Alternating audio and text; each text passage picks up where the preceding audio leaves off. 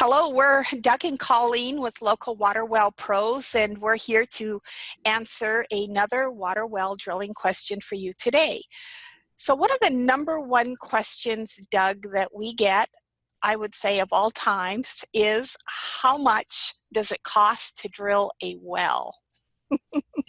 Yeah, on a daily. Yes. Yeah. So do you want to cover that, Doug? What does it really Sure. cost to drill a well? Sure. My answer is I don't know what it's going to cost us to drill your well. Okay. Frustrating as it is, there's so many variables. Okay. It's not just depth. It depends on the type of well construction, the type of materials that we use. We use the best, that we possibly can so that you have a well that lasts you a long time. Okay. Includes how far away are you from us? Like if we have to charge a mobilization fee, typically we don't. Where we are, we don't.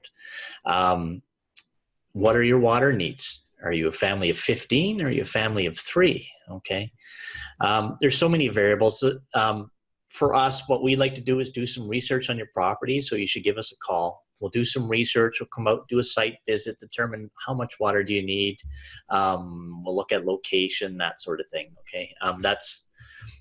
That's the best answer I can give you. Is unfortunately we can't give you a straight up number without knowing anything about your property and what your needs are. Right. So there's no standard rule of thumb, right, when it comes to water well drilling costs. So often people will phone and I'll hear, well, my neighbor's well is this, or my neighbor's well costs, that amount. Yeah. Does that matter? Like what, your neighbor's well, does that really matter? Is that a good comparison as to what it might cost for you to drill a well? Yes and no. It kind of gives us a ballpark figure in that what type of well construction is involved. If your neighbor has, casing all the way down and in a screen, then that's an overburden well. So we can kind of, give you an estimate based on that. That helps a little bit, but really we've drilled, next to dry holes, that were 10 feet away and found water, very shallow. So, I mean, we don't know. We can't see into the ground, right? So, right. Yeah, right. And also a lot of the information that kind of circulates in neighborhoods is, information that people think are correct, but it may not necessarily be really, correct or legitimate information for an area.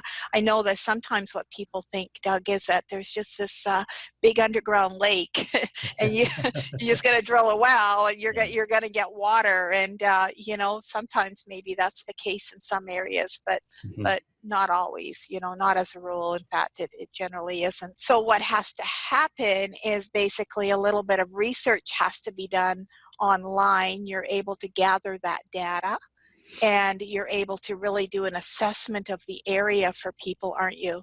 Yes, but I mean, a lot of times we've drilled in that area previously, so we have firsthand knowledge. Okay, sometimes when you go by the online well logs, there are contractors out there that will tell their drillers how deep they need to go regardless of where the water is. Okay. So there are areas on some of the Gulf Islands that every well in that neighborhood is 260 feet.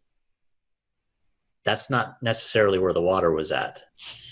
Right? You know that, Colleen. So I know that. How can you, who's getting a deal there, right? Nobody. Mm-hmm. We want to meet your needs. So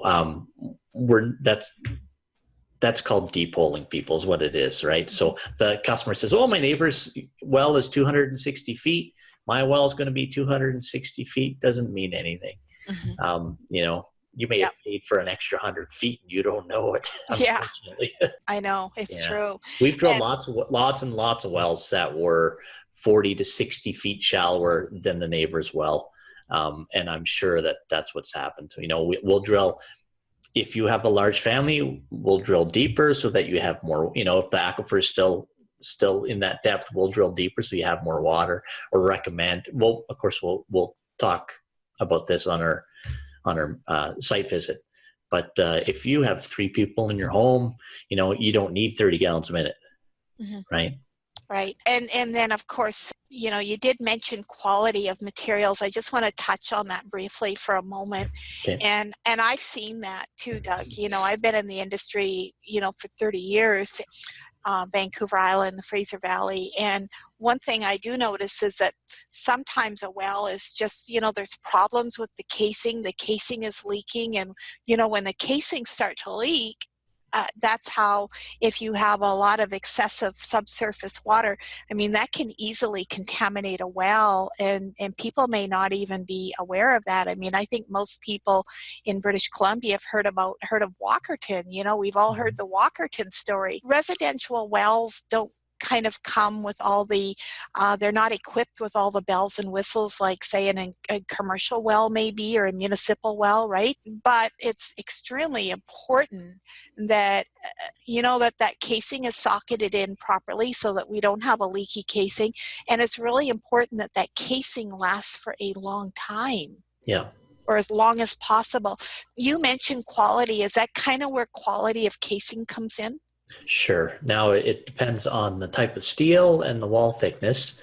And as well, it comes down to construction is there are quite a few contractors that only do a single pass weld on there. So there's a gap. So really your casing is not as thick at that weld as it is throughout the solid part of it, right? So and they're in a rush, so they do a single pass, it'll make it to where it needs to go. That's good enough, out of sight, out of mind. Homeowner doesn't see it. 10, 15 years down the road, now he's got, dirty water washing it as well, of course, potential contamination, that sort of thing. Yes. And contamination isn't something that you see. That's right. I've worked with thousands of wells, and it doesn't matter the depth of a well. It matters that well is safe and contaminated water is not entering, because if you have contaminated water entering a well because of a leaky seal or something else is going on down there, it's almost kind of like big old toilet bowl down there. It just takes in everything, doesn't it? Yeah. And, some of that can be fixed by socketing the casing in deeper. Right. Yeah. And of course, we want to build you the best well. It's going to last a long time. Our estimate may include an extra 20 feet of casing. Okay. And casing in bedrock wells, I'm talking. But you've seen this on the island, Colleen, where the well is drilled in the summer. Homeowners got water. Yeah. They're happy. Winter comes around. All of a sudden their water's, murky, maybe has a bit of a smell to it. And what's happened is in the summer, the driller has socketed the casing in what he determines is good ground. And then right straight below it, he comes into a fracture that doesn't bear water because it's summer, right? Yeah. So if you were to drill that in the winter, you would probably see that and add more casing. So times if that bedrock is broken, we'll put one more piece on there just to make sure things are safe. And that's one of the other things too, is that's why wet weather drilling, people always think that, drilling in the summer is good. Wet weather drilling could prevent a lot of that, because a lot of those subsurface waters just aren't there in June, July, August, September. No one sees them. And like you say, so, okay, great. Thank you very much. I think the best thing, if somebody needs to know more about the cost of drilling a well, go to our website, take a look at, Vancouver Island welldrilling.com or Fraser Valley welldrilling.com, depending on where your property is located. Either one, and either give us a call, or you can request an online quote. And by submitting enough information, it does give us enough information to kind of write out, enough detail on an estimate for you. Call you back and get a little bit more information if needed. But yeah, and this will help you with your budget. Of course, like we said, nothing's concrete. We're not sure what's down there, but right. Yeah. At least you can budget. Great. Okay. Thank you, Doug. Yeah, you're welcome.